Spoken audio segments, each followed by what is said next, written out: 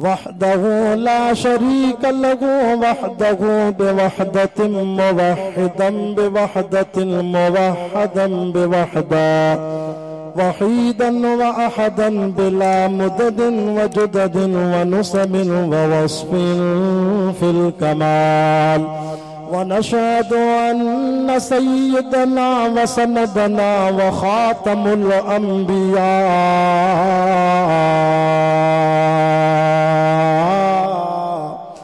فقد قال الله تبارك وتعالى في القرآن المجيد والفرقان الحميد فأعوذ بالله من الشيطان الرجيم بسم الله الرحمن الرحيم يا أيها النبي إنا أرسلناك شاهدا ومبشرا ونذيرا وداعيا إلى الله بإذنه وسراجا منيرا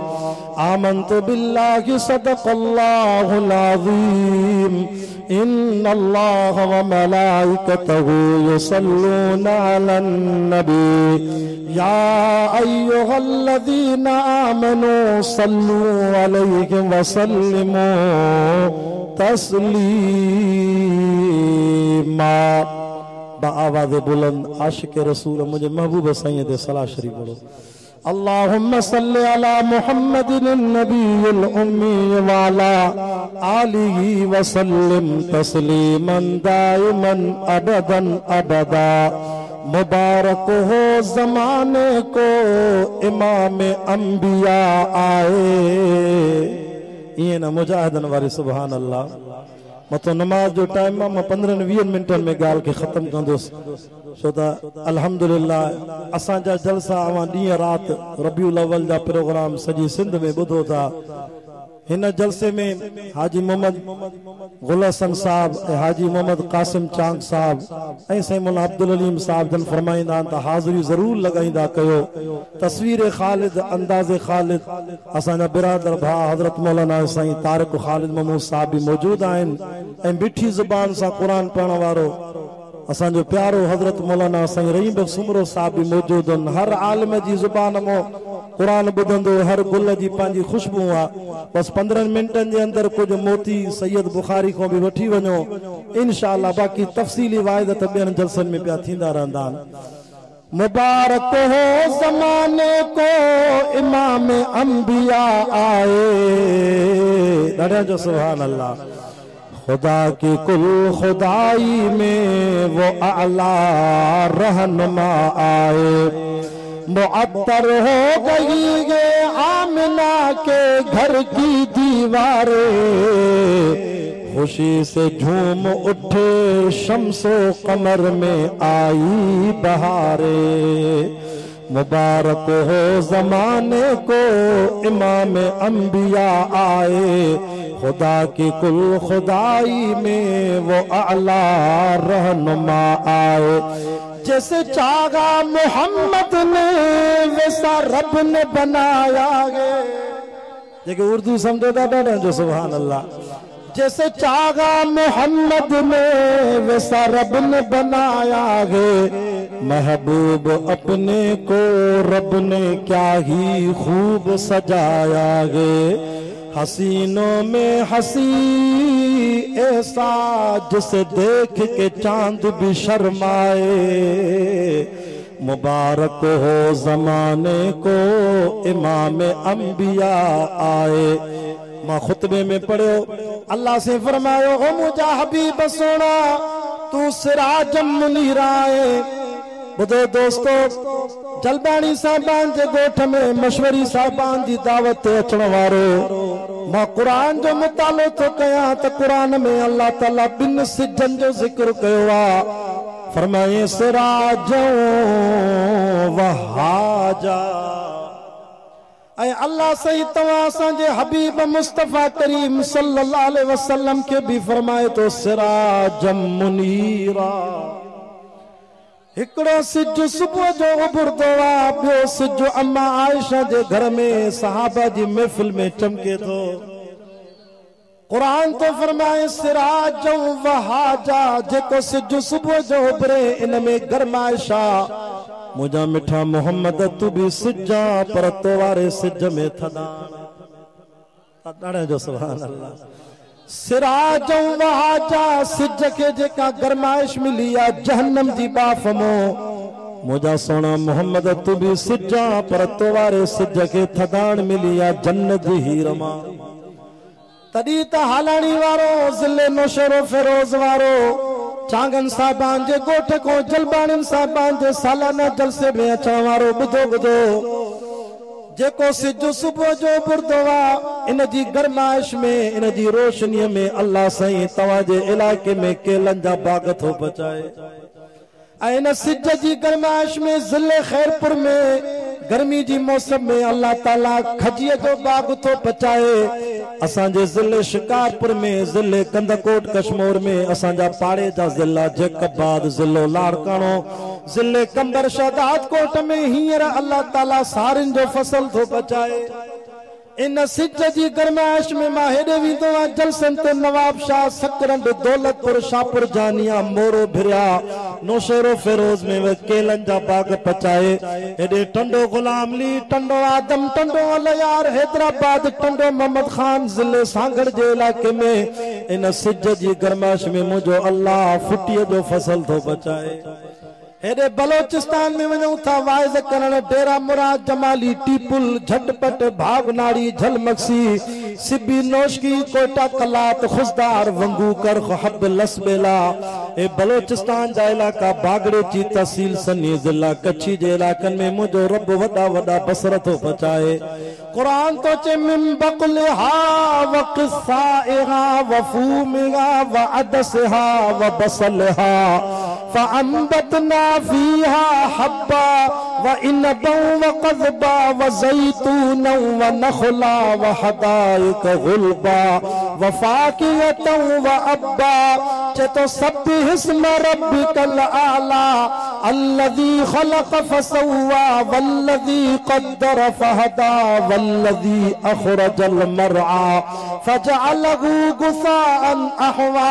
चेतो अफ़रअयतुम मा तहरुसून, ओ हारियो तव्हां बिज छटे भाण विझी घर सुम्ही पवंदा हो। इन सिज जी गरमाइश में मां अल्लाह तव्हां जे कणक जो फसल भी तैयार थो कयां। ओ मुंहिंजा हबीब मुस्तफ़ा तू भी सिजा पर तो वारे सिज में थदाणा। जीअं सुबुह जो सिज उभरे इन में मेवा फसल तो पचायां, पर सोना मोहम्मद तो वारी सिज जी थदाण मो अबू बकर सिद्दीक़ तो तैयार कयां। ॾाढा ॾाढा जो सुभान अल्लाह।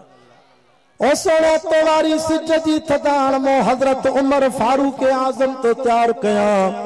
हज़रत उस्मान साईं हाफिज़ुल कुरान, जामिउल कुरान, सखी हयादार तो तैयार कयां। सिराजन मुनीरा वारी सिफत में मुझा हबीब मां मुर्शिद अली शेर खुदा फातिह खैबर तो तैयार कयां। खालिद बिन वलीद सैफुल्लाह तो तैयार कयां। अब्दुल्ला बिन मसूद शेख तफसीर तो तैयार कयां। तॾहिं त मुंहिंजी अम्मी आयशा सिद्दीका तैयबा तारा आसमान ॾे तके, आसमान सां मुखातिब थी चवे थी लना शम्सुन वलिल आफाक शम्सुन।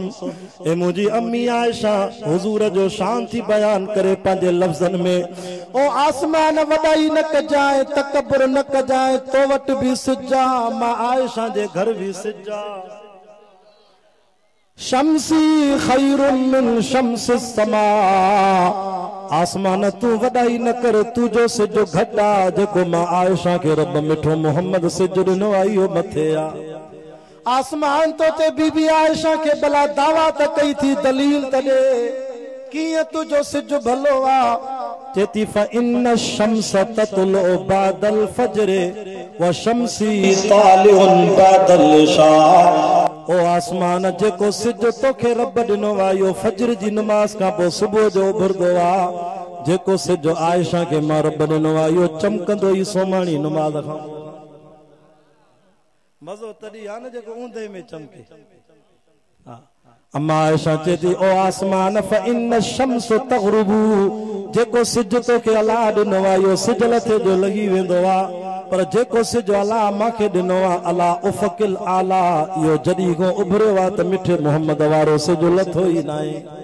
एॾो चमकंदो आहे जो मां आयशा जे घर में टोपे वारी सुई गुम थी वेंदी आहे बि मिठे मोहम्मद जे अचण सां मां उहा बि ॻोल्हे वठंदी आहियां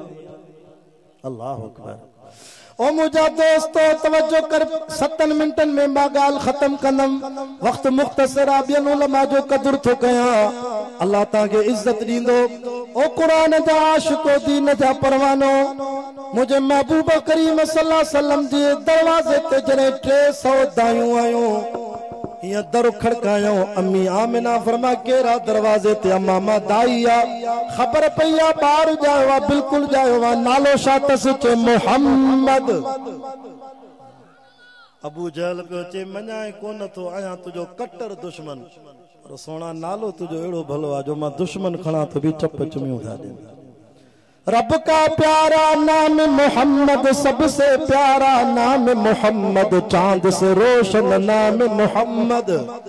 दूध से सुथरा नाम मोहम्मद आंख का तारा नाम मोहम्मद तकबीर में कलमे में नमाजों में अजानों में हे नाम इलाही से मिला नाम मोहम्मद अम्मी अम्मी आमिना चेती 300 दायूं मुझे मोहम्मद के दरवाजे तो मुझे दर तो खाली वयो चे अबो जिंदा तस न ख्वाजा अब्दुल्ला वफात करे वेवा दायूं पी चवन यतीम जे घरों छा मिलंदो हलो त वडे रंजा बार खणो भोतारन जा सरदारन जा बार खणो हेडे तक जाए सीरत जे किताबन में चे तो अम्मा आमिना आसमान दे तके रब जी जात के चयो मौला मुझो मुर्स जिंदा हुजे अब्दुल्ला त मुझे पुट यतीम मोहम्मद के तानो न मिले यतीमी जो अज 300 दायूं खाली झोल खणी वे मुझे महबूब के न खणी वयो अल्लाह तो फरमाया आमिना घबराए छो थी चेती मुझो मुर्स जिंदा हुजे मुझे पुट मोहम्मद के सिंगारे कुलन ते खणी मक्के जी घिटन में घुमाया जी दुनिया जा पीर पांजी औलाद के रांदी का वठी दींदा अल्लाह फरमायो आमिना घबराए न अलम यजिद क यतीमन फआवा ओ आमिना हे दुनिया जो बार छोड़िया तुझे पुत्र के जेकरे रांदी के जी जरूरत पई त मिठो मोहम्मद आंगुर सा इशारो कंदो त मां अल्लाह चोॾीअ जो चंद्र भी रांदी को करे दींदो नबी साईं जो चाचो हो हज़रत अब्बास सब चो रज़ी अल्लाह साईं जन के जने कलमे जो ऐलान कयो त चवण लगो भाईटा मां तोखे नंढे होंदे को सुञाणा थो चाचा कीअं चे तू नंढो होंदे बीबी आमिना वटि सुतो पे नंढे होंदे ॿार हीअं कंदा न मुंहिंजा भाइटा तूं हीअं पियो करे त अल्लाह चंड के हीअं पियो करे वरी तूं हीअं पियो करे त वरी चंड हीअं पियो थिए मां सुञाणे वियमि हे मुंहिंजो भाइटो कमाल वारो अम्मी आमिना चे भी मुझो मुर्स जिंदा हुजे मुझे पुट के सेरो तफरी कराया मुझो ज़मीर तो चवे जन रब पे चवे आमिना जे तुझे पुट मोहम्मद सल्लल्लाहु अलैहि वसल्लम के घुमाने जो टाइम आयो त एड़ी जाए ते घुमाइंदो मां जिते दुनिया जो को लाल नहीं दो न आयो आ रब काथे घुमाइंदे चे तो सुबहानल्लज़ी असरा बि अब्दिही लैलम मिनल मस्जिदिल हराम इलल मस्जिदिल अक़सा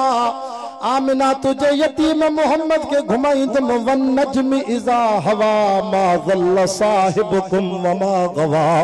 वमा यंतिकु अनिल हवा इन हुवा इल्ला वहयु यूहा अल्लमहु शदीदुल क़ुवा ज़ू मिर्रतिन फस्तवा व हुवा बिल उफ़ुक़िल आला सुम्मा दना फतदल्ला फकान क़ाब क़ौसैन औ अदना फ़अौहा इला अब्दिही मा औहा मा कज़बल फ़ुआद मा रआ अफ़तमारूनहु अला मा यरा वलक़द रआहु नज़लतन उख़रा ओ जलबानिन जे गोठ में कुरान जी रम जो मीत वसई तवज्जो कर अम्मा आमिना के रब तो चे तुझे पुत्र के घुमाइंदम त इंद सिदरतिल मुंतहा इंदहा जन्नतुल मावा जुती असा फरशन को घुराए अर्शन ते घुमाइंदो बाकी हे भी नुक्तो वठी वन मोती 300 दाइन के अल्लाह ताला छो नबी साईं जे दर तो खाली मोटायो रब तो फरमा आमिना इनन जी झोल पलीत ही मुझो मिठो मोहम्मद इनन जी झोल जे लायक ही न ओ मुझा अल्लाह छो लाइक न हो रब तो फरमाए इतो उलमा जो बनवा जो नुक्तो लिखियो आ जिया उन दौर में नबी साईं जे तरह तो 300 दाइन जी झोल रब खाली मोटाई अल्लाह झोल चूंडी त बीबी हलीमा जी चूंडी हाणे भी उहे पीर उहे मुर्शिद उहे गादी नशीन दरगाहन वारा सैयद जेके पंहिंजे मुरीदन के पंहिंजे पैरन जा सजदा कराईंदा वठी वञो सच्चे सैयद को मोती उहे पीर मुर्शिद जेके मुरीदन को गाड़ी जा टायर भी चटाईंदा जेके झंडन कंडन कब्रन ते सजदा कराईंदा अल्लाह जो कसम भली 20 उमरा करे अचन पर मिठे मोहम्मद जी शफाअत न मिलंदी दोस्तों नबी जी शफाअत उनखे मिलंदी जंहिंजे दामन में तौहीद जी खुशबू अल्लाह अकबर बचपन में अल्लाह सही झोल चूंडी बीबी हलीमा जी तवज्जो कर मुझे टाइम पूरो थियो मां गाल खत्म तो कया अल्लाह अकबर बचपन में अल्लाह बीबी हलीमा जी झोल चूंडी वरी मिठे मोहम्मद जे आराम जे ला रब जवानी में अबू बकर सिद्दीक जी झोल चूंडी 3 रातियों गार में सिद्दीक जी झोल में मुझो सोनो मोहम्मद इए पे चमके मशवरी साहिबो ओ चांग साहिबो जलबानी साहिबो घांगरा साहिबो बिन जातन वारो जिया बुखारी सैयद हथ में आवाज जलसे में कुरान तो चमके सिद्दीक जी झोल में मुझो मोहम्मद इए पे चमके भले में भलो कारी भी जिले नौशेरो फेरोज में टिंडियन में हिन कुरान जो खत्म कढंदो ही खामोश कुरान अबू बकर साईं भी चवे तो माके अल्लाह 3 ॾींहं मिठो मोहम्मद मुजी झोल में सुमार तमा वज़हा जे चेहरे जो खत्म कढी वठा न गलाइंदो कर अबू बकर सिद्दीक के मता अल्लाह कब्र में शिकिल न फेराए छे वाह अबू बकर तुझी अजमत तो कुर्बान वना असा सिद्दीकी आयो बुधो हाजी गुल हसन साहब जी दावत ते अचण वारो असा फारूकी आयो असा ओस्मानी आयो हथ मथे करे तो असा हैदरी भी आयो असा मुर्शिद अली साईं के किए न मनो पर फैसलो तवा कयो उन अली के मनो था जेके हिजरत वारी रात नबी साईं पंजे खट ते बिस्तरे ते साई चादर जे तो हिकड़ी रात सुमारियो वा पर उन अबू बकर के छो न था मनो जेके 1400 साल थी विया मिठे मोहम्मद जे भाकुर में हाणे भी सुतो असा सबनी के मनण वारा बचपन में अल्लाह झोल चूंडी बीबी हलीमा जी महबूब मुस्तफा के आराम जे लाइ जवानी में झोल चूंडे सिद्दीक अकबर जी वरी हिन महीने में रबिउल अव्वल में 12 तारीख ते अल्लाह पंहिंजे महबूब के दुनिया में पाण ॾे घुरायो त झोल चूंडे बीबी आयशा सिद्दीक जी दोस्तो जेके अल्लाह इज्जत दे इज्जत मिलंदी तव निस्बत जे करे मदीने वारो साईं जने अम्मा हलीमा साईं खणी वेठी झोल में त रब डाचीअ खे चयो खबरदार डाची तुझी निस्बत तब्दील थी वई आ हाणे तुझी निस्बत हलीमा जे मुड़स सां नाहे हाणे तुझी निस्बत मुझे मिठे मोहम्मद सां आहे तदे त डाची इए पई ते हले जो अगने डाचन के भी मारे वई दायूं पी चवन हलीमा दे त खबर आई आखिर में आ पर वने सबनी को अग में ती सवारी मटे आया अंबा हलीमा चती ना ना काबे जो रब जो कसम सवारी सागिया पर सवार नो दिलबर मिठो मोहम्मद दी कयो अचा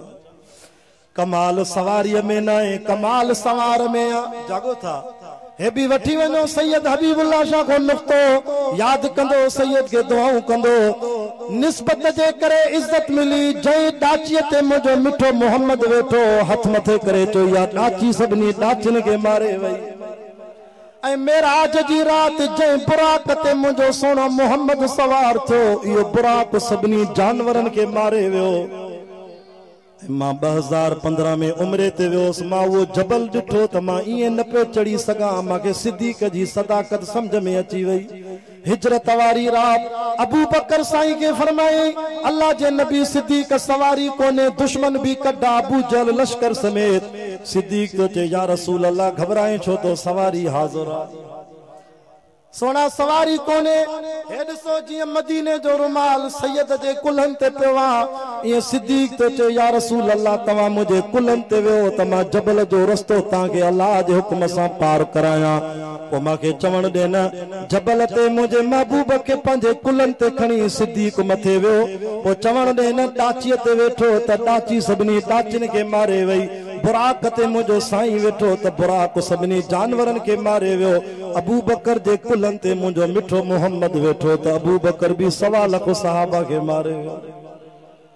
अञा वक़्तु हुजे हा त ॿुधायां वरी ॿिए दफ़े इंशाअल्लाह तफ़सीली टाइम ॾींदा। अल्लाह मुंहिंजे कलमात खे क़बूल फरमाए। नमाज जो टाइम थो थिए। वमा अलैना इल्ला